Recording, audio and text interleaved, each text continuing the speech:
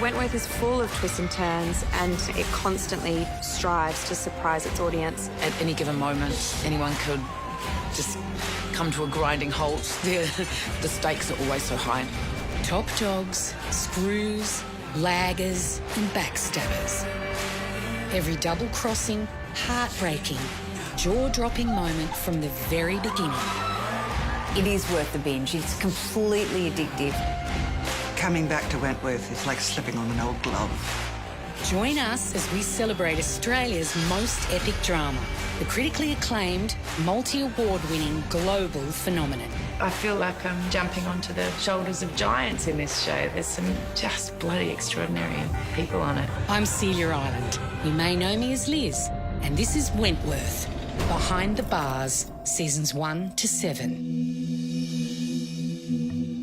Since its premiere on Foxtel's Soho channel back in 2013, Wentworth has become a global franchise, syndicated around the world and a proud recipient of countless awards, including 7 shiny Logies. I even pinched one of those myself. It's such a professional privilege to work with Foxtel. When you look back at the drama production, it's of such high quality. It is special. Like, I know a lot of people say that, but there's something down here that's really special about the crew, the production and the cast, which makes it part of a great team.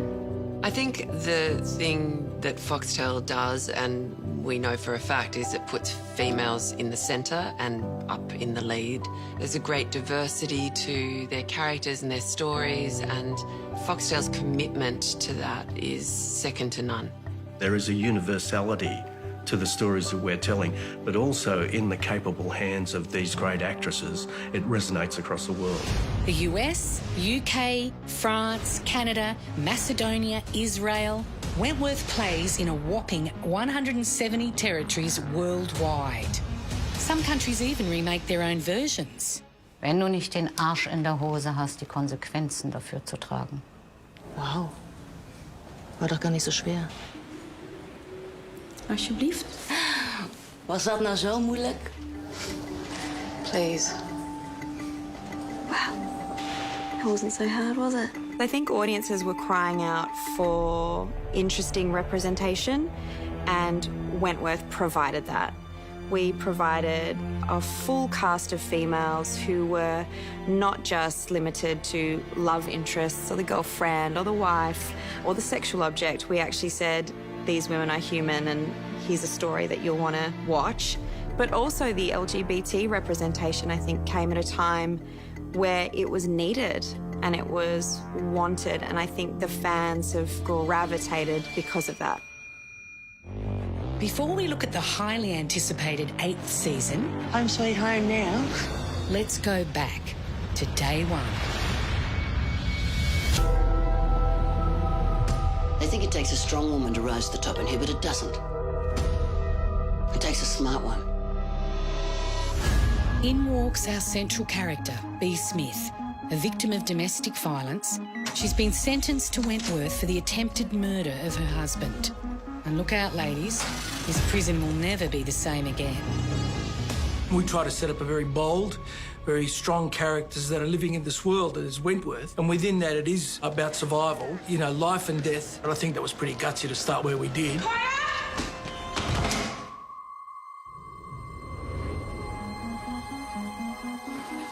The fact that at the end of the first episode we killed Catherine McClemens, who was playing the governor, which showed to everybody, oh, this is going to be different. Oh, they're not afraid to kill off a main character. Someone call an ambulance! No. So Bea was lucky to make it through episode 1 alive. But she's about to learn just how dangerous her enemies can be. Your husband found Debbie in her bedroom unconscious.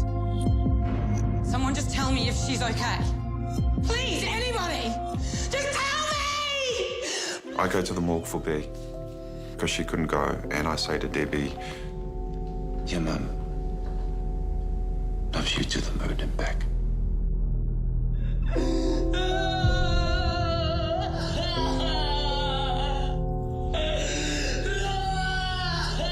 The heartbreaking death of Bea's daughter is the turning point for her.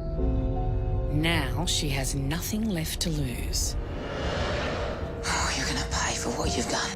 I never forget the end of season 1, that shock of seeing Jax have that bee stabbing her in the neck and that sort of bleeding out moment was like, oh my God. But of course, when one villain falls, another one takes her place. Season 2 sees the introduction of the Freak. And boy, does she bring a whole new level of terror. Each and every person here will know their place. Who are you? My name's Miss Ferguson. But you can call me Governor. The nature of villainy is that it's complex, and I was relishing the opportunity to be unleashed on the Freak. I would often ask the directors of a particular scene, can you see my mustache twirling? It was teetering that fine line a lot of the time. Ferguson is a master manipulator, and she's soon using Bee to get to Frankie. It's in your best interest to strike first. I'll do it when I'm ready.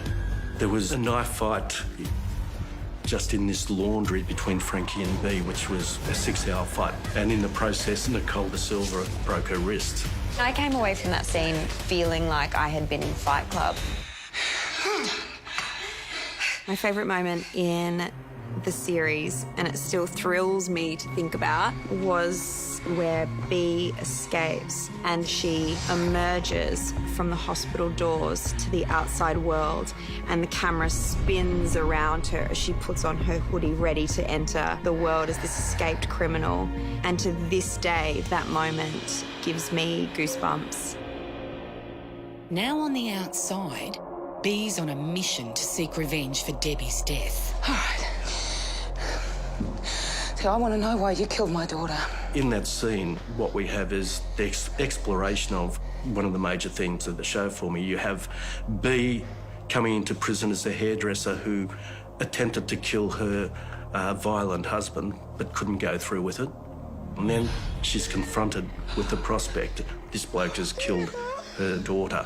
Can she pull the trigger? And if she does pull the trigger, does it change her forever?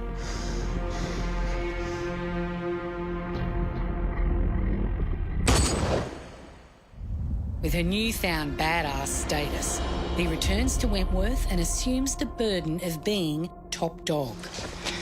Freak. Which marks the beginning of the Freak's unravelling.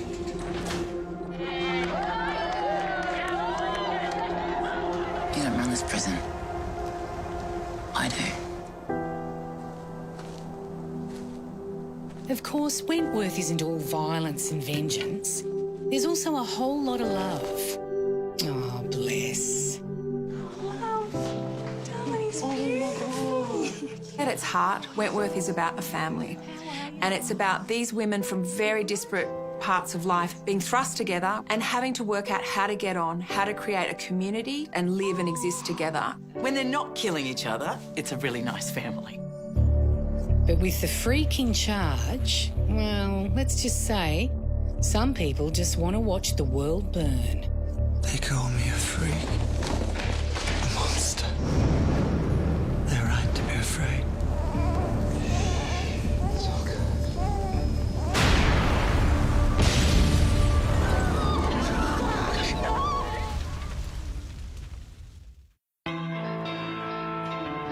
So what do you do when you've burned your set to the ground? You build a bigger one, of course. Here we are, girls. Home sweet fucking home. Woo! It's an incredible set. It actually exudes a personality and a depth of darkness that invades you when you're here and you're shooting. The details in everything is so beautifully thought out that it brings you to this place that it just gives you your character instantly.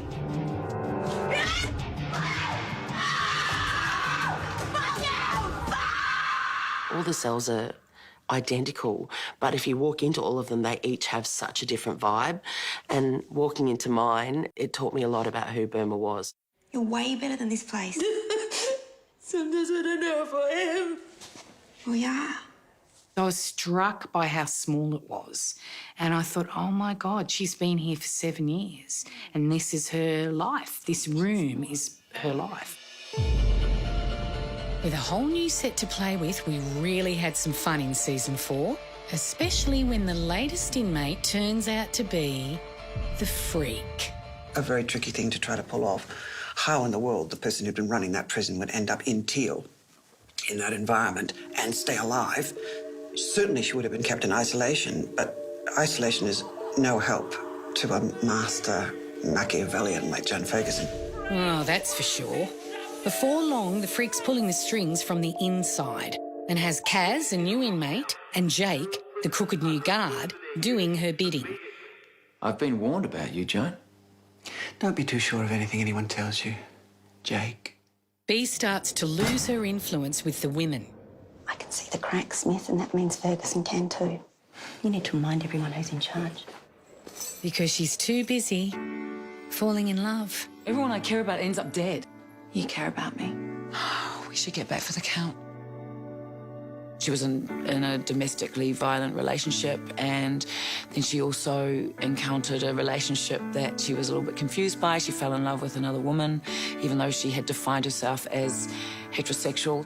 I'm not gay. I don't care what you are. Looking back on 4 seasons of Wentworth, I think my favourite scene is looking up at the clouds, and the clouds are forming seahorses. Did you know that seahorses like to swim in pairs? Do they? Yeah, they do. They link tails so they don't lose each other. We didn't realise at the time, but it became such an iconic theme for that relationship. I get sent seahorses all the time from my fans, which is so incredibly sweet. Oh.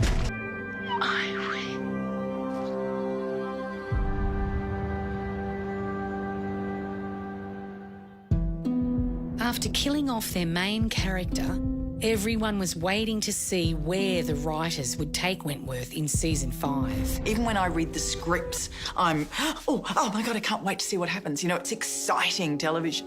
Fuck! Poor Ali, she has one very focused idea in her mind, and that is to kill the freak. And she tries. A lot more goes into a fight scene than you might think, because it kind of looks so seamless. Hours and hours worth of rehearsals and stunt choreography is kind of reduced to maybe 2 minutes of fight on screen.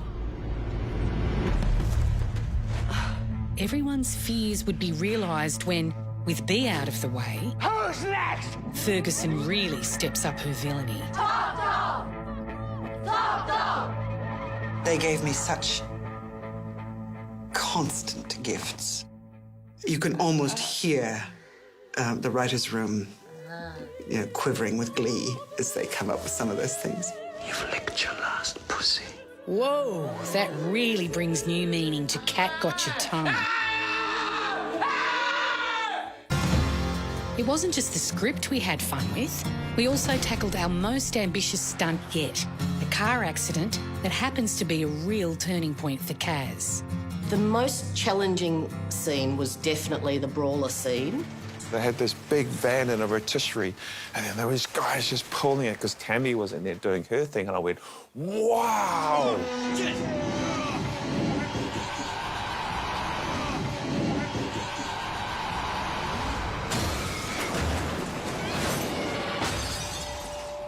And then we had a day in a tank while Will saves Kaz. A man saves her, and that was such a turning point for Kaz, and it was a beautiful moment to play. It was a really hard moment to play. All I wanted to do was go, woohoo!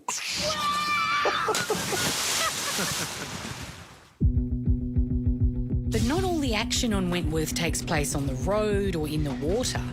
This season sees Vera in bed with the enemy. I feel safe with you. There's so many times I've picked up scripts and gone, Vera, you're an idiot. Don't do it.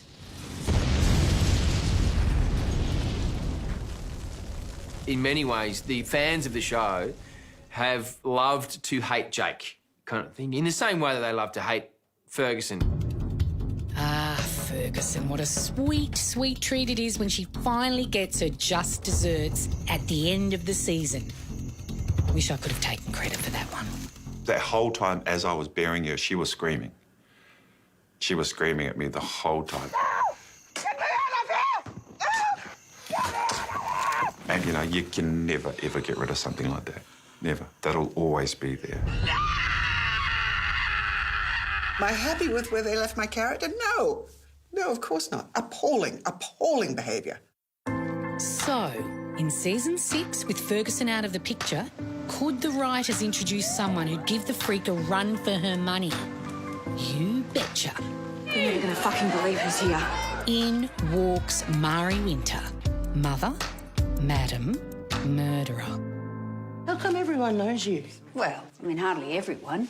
Well, a few women may know me through my businesses. Oh, yeah? What do you sell? Sex. Oh, I wasn't expecting that. So. It's the most complex character we've had in the series, in that she's a villain. And she's adorable at the same time. I really missed you, Ali.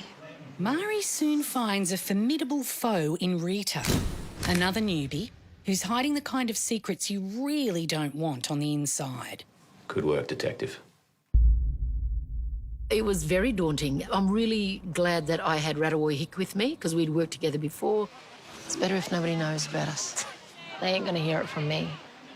To protect her sister, Rita's eventually forced to take down Mari's muscle. Ruby's out. You're fighting me. Bullshit. Let's go. When we did the big fight with Drago, it was 12 hours. I said, I want to do my own stunts. One take, I turned around and said, you want to go again? I was tired, I was sore, and I just said, I've got to take this bitch out. And I did. Myself as Ratawoy, I wish I had a big sister like her, you know. And how could we forget that healthy dose of blackmail? Who is this? That raised some really disturbing questions. Could it be the freak blackmailing from the grave? Or even worse, is she still alive? How do you know she didn't dig her way out?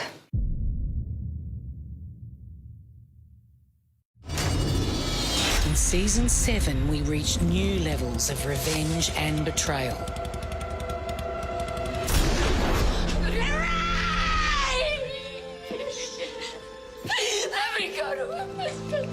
There's a great scene between Mari and Rita where Rita finds out that it was Mari that put the hit on Ray. You killed Ray. Hey, Rita, it's okay, babe. What are you talking about? I know it was you. You put Ray in the shit. It's fucking bullshit. That butcher's hit Ray because of what you did. So we work out that we should kill Murray and we work out how. And we decide we're going to build a pipe bomb. Fuck you, Casey! Oh, shit!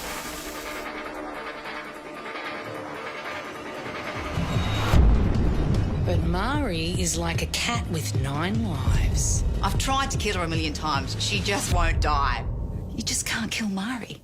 Do you regret what you did to Mari?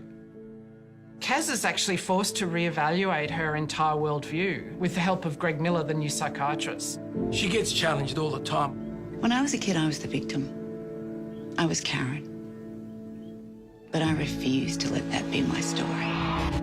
And just when we thought Kaz had found peace, Wentworth delivered one of its biggest blows. There was such a sacred, spiritual, loving presence on that set that day that I didn't act that scene alone. I could feel every single crew member. I love you. I could feel them.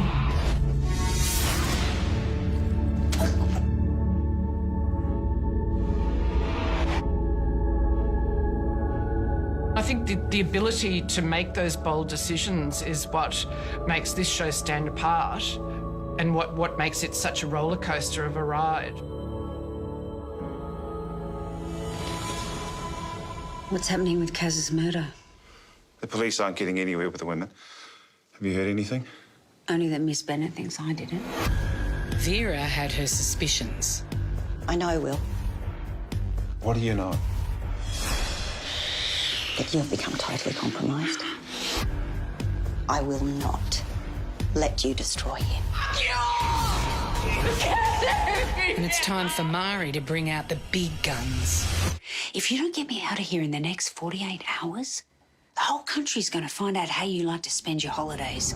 It all culminates in the siege at the very end of the season when Sean locks down the whole prison, takes hostages. In total, we spent about 4 days with guns pointed at us, being screamed at, one by one, people just being shot and killed. Oh, I killed fucking Proctor! You let Mari go, or I'm gonna shoot your mum. There's one scene where I have to shoot multiple people, and that's when it all sort of starts to unravel. Shootouts, hostages, murder. This was a finale with the lot. Everyone down! Drop it, Mari! Did you forget about me? Give me the gun. We are leaving. Give me that gun! With that comes the most uncharacteristic move that I think Ali has ever pulled. I don't think anyone expected that she would be the person that grabbed the gun and saved the day. But the adrenaline of the siege was quickly tempered by yet another tragic turn of events. So, dementia wasn't enough for you, hey?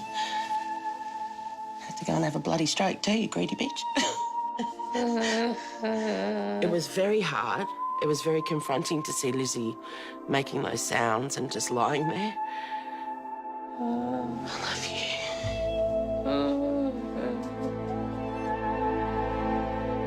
After we filmed the scene, I had the most incredible sense of peace and calm.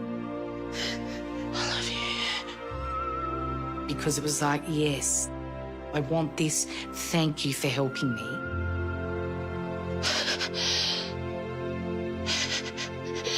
I think at that moment all I heard was white noise just going, make your arms work, make your legs move, and just going through the motions. That's what I was having to do.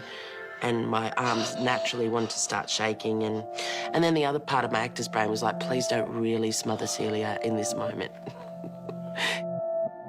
Emotions truly ran the gamut in season 7, but there was one more earth-shattering reveal before the credits rolled. Joan Ferguson has literally risen from the dead. She has somehow escaped a box. That's right. Joan the Freak Ferguson returns in the brand new season and she's out for revenge. Jake, Vera, and myself will be her 3 targets. They are the people she's after. Get ready for the biggest season yet.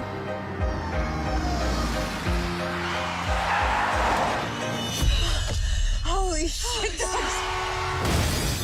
I don't need recognition. I'm on a mission. This season is going to be so epic. I'm staying up. It's getting late. You're doing good. I'm doing great. Old enemies, new faces, and I think the most twisted plot line. I'm staying up. It's getting late. You're doing good. I'm doing great. In season 8, we open and I've been in isolation.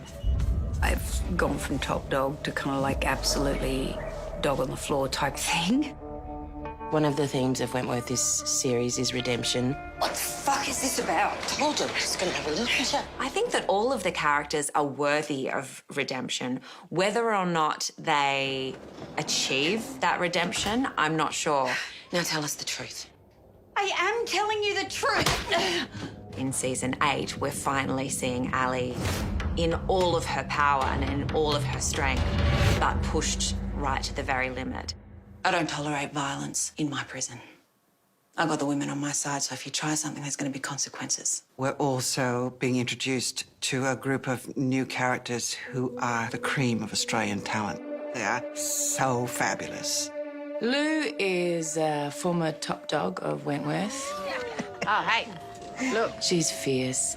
Nobody move. She's got a very dark sense of humour.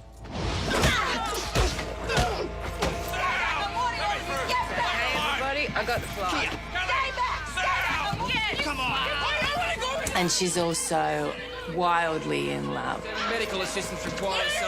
Jackson! Hey, you can't separate us. Reb needs me. I'm playing Reb Keane. He has a pretty rough history. He's trans, female to male, And, you know, the challenges that come with being a transgender man in a women's prison are endless. Rebecca. It's Reb. Who are you? I've been a huge admirer of Wentworth. I'm Sheila. And the dedication, commitment, and extraordinary acting that I see in every scene, in every frame, with every character, it's an honour and a privilege to be a part of it. And another new inmate, Judy Bryant, might be behind bars for the wrong reasons. We're here outside Wentworth Women's Prison, awaiting the arrival of English activist and whistleblower Judy Bryant. Government deal to establish a military base. Oh, she won't tell you. Hey! It's that hacker chick. She's amazing. She lands in Wentworth because she has leaked some precarious secrets about the Australian government online, and she kind of has this passion and fire to fight for the underdog. The staff of Wentworth are also in for a shake-up, as the new GM of Corrections is appointed. The new general manager, Anne, is at Wentworth now, and she doesn't want me to be the governor. Someone has to take the rap for that siege, Vera. The siege wasn't Will's fault. She's used to getting what she wants, put it that way. And she comes to Wentworth to make sweeping changes. The decision has been made to close the protection unit immediately. But the character that I and the whole audience should be excited about meeting is little Gracie. Is Miss Bennett? Oh, she's got the baby. She is. She's going to win awards. She's delightful. Oh, she's beautiful. One take wonder. She's beautiful. I love babies. Yeah, little Gracie is a cutie, all right. And I don't want to give anything away, but someone else has their eyes on her too. The moment Joan Ferguson comes back into the picture, all bets are off. I can guarantee you, I can't give anything away, but I can guarantee you that the way that Ferguson comes back into this story is not what you are going to expect. Thank you, Miss Maxwell. Do I know you from somewhere? Where has Joan been? I just have one of those faces. It's a great little mystery. They have no idea what's coming. Wentworth Season 8 is out of control. It's just next level. For 7 seasons, Wentworth has indeed been an extraordinary journey, filled with characters we've come to love and loathe. But the journey is far from over, with a whole new season ready to thrill, shock and excite audiences. It's bigger, badder, better. So the holiday's over. This season covers some pretty torturous and enthralling territory. It's the freak, so everybody is a target. I'm sitting there going, oh my God, oh my God. Stuff gets pretty hectic. Get her in. Be ready.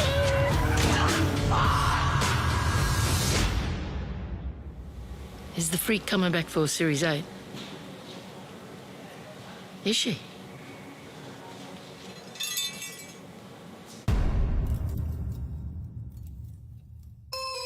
Dude, I'm killing it, smoking them all like a cigarette. Guess you don't know who I'm chilling with, but now you wanna hold me close. It looks stupid because you brag a lot like a top model with no portfolios. Doing this for years, went up and down.